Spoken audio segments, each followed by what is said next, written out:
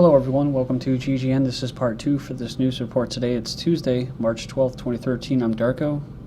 My website is ggnonline.com. Although I'm having problems with my videos up there, I'm sorry about that. I don't really know what to do to fix it.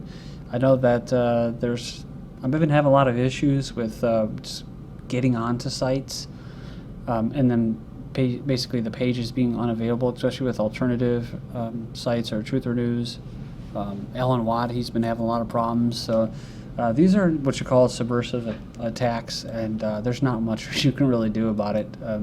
You just gotta have to take it. So Saudi Arabian base spies aided CIA drone hits in Yemen. So it says here that Saudi Arabian officials have given the U.S. spy agency, CIA, permission to build an assassination drone base there on the condition that the kingdom's role remains concealed. So we just heard about drone bases in Niger right now. So they have drone bases in Niger. The Sunday report adds that while the government of the neighboring Djibouti, where the U.S. military has also built a major assassination drone base, put tight restrictions on any lethal operations carried out from its soil. It further reveals that the CIA recruited Saudi spies and operatives to track down U.S.-born Yemeni cleric Anwar al-Awlaki in Yemen to facilitate his assassination by American terror drones. Libyan government aiding and abetting Ansar al-Sharia. So it goes on and says that the new Libyan government, which exists thanks to NATO intervention in 2011, is providing aid and comfort to al-Qaeda-linked groups. So Foreign Policy reports that Ansar al-Sharia returns to Benghazi. So it reminds us that Ansar al-Sharia is a radical al-Qaeda-linked group linked to the attack on the U.S. consulate in Benghazi back in September, which led to the death of 4 Americans, that advocates the implementation of strict Sharia law across Libya. Aided by the West in NATO's war of regime change, Ansar al-Sharia fought with other Libyans to topple the Gaddafi regime in 2011. So you remember this article just came out from the 10th. Karzai says U.S. colludes with the Taliban. So it says here that Karzai accused the U.S. and Taliban insurgents of having a secret understanding to foment violence as a pretext to keep foreign troops in Afghanistan. Then comes this. Over 20 tons of heroin seized in Afghanistan. Is this Karzai's way of negotiating better terms?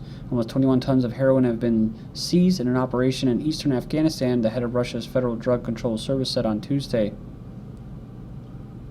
So it says here the FSKN officers had taken part in a unique operation. 21 tons is, in essence, the annual volume of drugs brought into Russia. Angry over detentions, Afghan villagers threatened uprising if U.S. Special Forces do not leave. So, but it goes on here and it says that this deadline expired for them to leave the area where residents have grown increasingly hostile towards the Americans. Despite Karzai's orders, the American Special Forces remained in the province where dozens of villagers accused them and their Afghan partners of intimidation through unprovoked beatings, mass arrests, and forced detentions.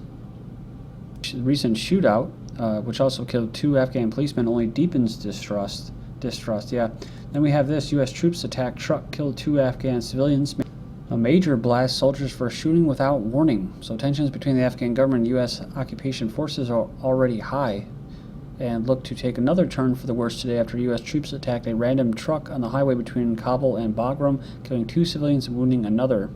Details surrounding the attack remain scarce, with U.S. officials only saying that the truck was too close to their military convoy. Such shootings are not unusual, but this one is old-time, with anger already rising over the torture and disappearances by U.S. troops nationwide. And I think this is another tit for tat. 5 U.S. troops killed in helicopter crash, officials say. So 5 U.S. service members died Monday when a helicopter crashed in Kandahar province of southern Afghanistan. Iraq navies signed cooperation agreement. The navies of the Islamic Revolution Guard Corps in Iraq have signed an agreement to expand cooperation between the naval forces in the 2 countries. They describe the agreement as the beginning for more cooperation between the 2 countries. It says it'll be arranging mutual visits for naval forces and holding joint drills. That's kind of a big deal. State Department reiterates sanctions threat against Pakistan over Iran pipeline. The gas pipeline seen as vital to Pakistan's economy. State Department spokesman Victoria Nuland has reiterated U.S. threats to impose economic sanctions on Pakistan if it dares to follow through on the oft-delayed plans to build a gas pipeline to neighboring Iran. If this project actually goes forward, that the Iran Sanctions Act would be triggered, insisting that they have been straight up with the Pakistanis about the fact. EU imposes ban on Press TV CEO, news director. So the European Union has imposed has imposed travel bans and financial restrictions on 2 senior directors of Press TV, the latest on its campaign against Iran's English-language news channel. So pretty crazy. They've shut down satellites as well. UN moves peacekeepers to South Sudan ahead of offensive against militants. We have the hundreds of UN peacekeepers have been deployed to a volatile state in South Sudan before an expected government offensive against a militant group in the country. Backstory: in July 2011, South Sudan voted to break away from Sudan following a 2-decade civil war that killed about 2 million people in Africa's biggest country. But the new oil-rich nation, which is one of the least developed countries in the world, has had to confront ethnic tensions and rebellions of its own. More crisis response headed to AFRICOM amid terrorist concerns. So this from Germany, a new Africa-focused Marine Crisis Response Unit could soon be in place as part of a broader effort to beef up AFRICOM's ability to confront emerging terrorism threats on the continent. The Marine Corps has proposed a new special-purpose Marine Air-Ground Task Force which would be specifically tailored for crisis response in Africa. Then we have UN accuses Malian soldiers of retaliatory attacks on ethnic groups. This isn't the first time we've heard this. It says the UN has accused Malian soldiers of launching retaliatory attacks which have apparently targeted specific ethnic groups in the West African country. So most of you probably remember this article I just covered. Ethnic Hungarians rally for secular land autonomy. They demonstrated in the central Romanian city, calling on the government of Romania to grant regional autonomy to the land. They also were protesting against the government's regionalization draft, which threatens our people's existence, they said. Then I saw this from today. Hungary lawmakers rebuff EU and US. What the heck does that mean? It says Hungarian lawmakers said on Monday, passed amendments to the country's constitution, despite warnings from the European Union and the US that the measures could threaten the rule of law and weaken democratic checks and balances like they have in their countries. Parliament, controlled by the Prime Minister, a right-leaning alliance, approved the changes, including provisions that allow the court system's top administrator and prosecutors to choose which judges hear legal cases in a party-line vote. The moves and flaring political tensions with Brussels and Washington, combined with investor worries about the autonomy of the country's central bank, where a close ally of this individual, Orban, took the helm last week to help send the Hungarian currency to its weakest level since early June.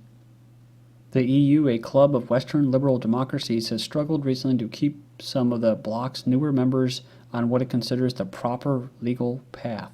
German foreign minister told reporters that he was concerned about the latest developments in Hungary, adding that Hungary must understand that the EU is a community of values. Almost makes me want to puke. Leaving the UK makes Scotland wealthier, they say. So Scotland's public finances are stronger than the UK as a whole, with a full geographic share of the North Sea revenues, official figures have shown. So their overall balance of payments was relatively better than the UK's as a whole by some £845 a person in that year. So the Scottish Finance Secretary said, with responsibility for our own finances and our own vast natural resources, we will be able to make choices in our own best interests. With independence, we would control the fiscal levers we need to suit our own economic circumstances and maximize Scotland's potential to secure new investment and jobs. Are you rich? You'll probably live longer, too. So it says, studies show link between life expectancy and income gap. So, because if you can afford the care, you're going to live longer. I mean, that's what I said. That's the nice scam. So, but of course, if you can't really afford it, they're going to keep dangling that carrot in front of you, and then you're going to go into debt, and then you're going to actually go to work and basically drag your ass to work to pay for the medical care so you can stay alive. It's a vicious cycle, and then working, you get more injured, you get more hurt, and you got to get more medical care. Got to get another job for that. Research shows a disturbing trend in the U.S. as life expectancy goes up. The life expectancy gap between the rich and poor is widening. So it's not a disturbing trend for those that are rich, though, because it means more for them and less for everybody else. While U.S. life expectancy hit 78.5 years in 2009, most gains went to those whose income is the highest. Stonehenge may have been burial site for Stone Age elite, says archaeologists. The date cremated bone fragments of men, women, and children found at the site puts origins of first circle back 500 years to 3000 BC. So it goes on here, it says that they want to find the relationship between them. I guess they say clearly these were special people in some way. A mace head, a high status object, was found. He believes it held incense, suggests the dead could have been religious and political leaders in their immediate families. And just to throw it out there, because I am under the belief that that there were some kind of humans living alongside dinosaurs. I know that's not what you're taught, but there were giants in those days. So it says in this section they take a look at some of the still available evidence that men of giant stature, even larger and more robust than Neanderthals, existed in the past. So a little Genesis quote, I never saw this before. There were giants in the earth in those days, and also after that, when the sons of God came into the daughters of men, and they bare children to them, the same became mighty men, which were of old men of renown. So I mean, they could have levers like in Egypt and stuff like that, technology to move these big, heavy rocks. But I guess if you were 16 feet tall, you were a beast. You might be able to actually get some guys and lift that thing. Be a better explanation, right? Marin environmentalist claims recreating extinct species is possible. So it says here that scientists are developing the ability to reassemble an extinct animal's genome and even recreate the animal itself. So they call it de-extinction, so it should be good. They were talking about bringing back the woolly mammoth and then actually bringing back a Neanderthal, and they were looking for a surrogate mother, and then the professor said they're not there yet because they wouldn't tell anybody. They'd do that in secret. Georgia Guidestones, almost 33 years old. The Georgia Guidestones were erected March 22nd, 1980. That means in 2013 they'll be 33 years old. So it says here March 22nd is 322. 322 is the address of Skull and Bones, and of course it was donated by what? I think it was the Freemasons. So it's a significant number, basically 33 degrees, and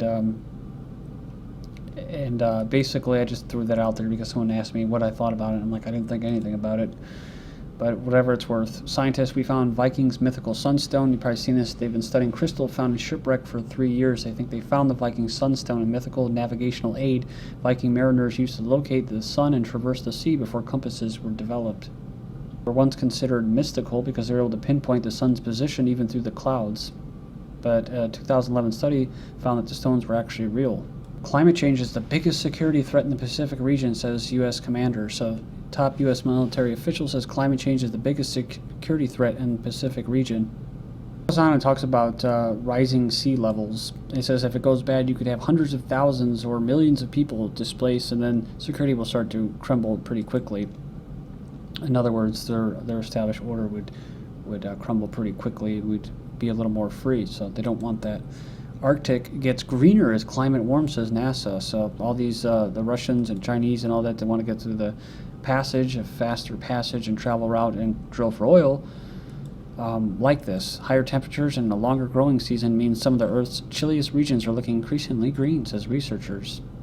Say the Arctic's been warming at a faster rate than the rest of the world in the past several decades. Amplified greenhouse effect, that's due to the aerosol spraying, is largely to blame for the changes in plant life. Of course, they didn't say that, but that's what they're doing. They're creating a microwave or greenhouse effect with those aerosols that they're doing.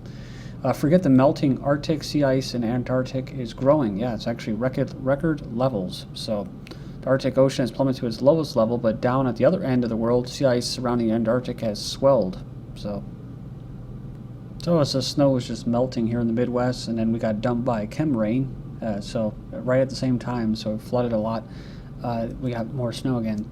Winter snowstorm hits Europe now, leaving hundreds stranded. So 68,000 homes without power in France, and 800 others were trapped inside their cars. Over 30 million tons of nuclear waste in Fukushima alone, smoking mounds of disaster debris, possibly from spontaneous combustion. So that's pretty scary stuff. But hey, let's look at global warming and climate change. Russia to build anti-meteorite shield. So this is, of course, part of the plan, right? Weaponizing space. Russia would build a system to protect the Earth from meteors and other space debris, says the Russian authorities. So it's called the Citadel, costs about 500 million. And lastly, moon mining race is underway, so to exploit some resources. Thank you.